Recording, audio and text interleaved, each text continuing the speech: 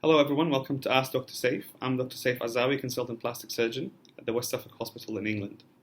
Today we're going to be talking about mentorship and the launch of our mentorship program, which is going to be a partnership between the NHS teaching hospitals as well as an experience from the British Army Reserve units. As always, you can get in touch through social media, and you can also put your comments in the comment section, and I invite you to subscribe to this channel. So first of all, let's talk quickly about mentorship. If somebody tells you that they got to where they needed to be in their professional career, regardless of the background, without having a mentor, then they're probably not telling you the full story. You always need somebody to have an interest in your development and in your personal career management plan. Somebody that you can have a regular contact with and build a relationship. And you need a chance to act as a mentor yourself, both within the NHS team as well as part of any other team that you might be a member of. So who is your mentor? Somebody who is not your line manager or your direct reporting officer. Somebody who doesn't have a direct responsibility to your work performance, but someone who can be a motivating guide to you on your journey and will be responsible for encouraging you to work towards your individual objectives.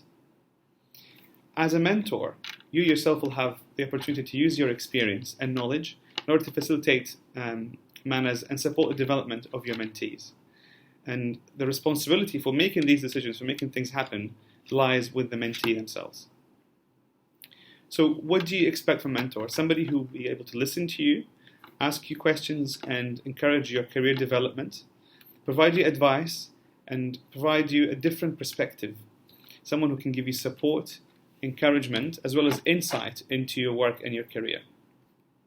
Someone to be a sounding board and giving you an encouragement for self-reflection and identify areas for development throughout your journey.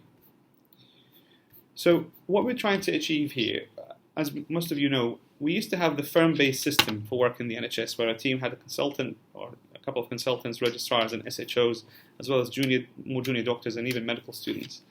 And then we've had changes to the way we've worked in terms of contract and working hours. And we're trying to re-establish that relationship for having a successful mentorship program. So like I said, people who are in that team, regardless of the specialty, whether it's accident and emergency or general surgery, plastic surgery, in each specialty, we're trying to create a team of people who are motivated, who are keen to develop within those specific teams and utilize the collective and overlapping experience.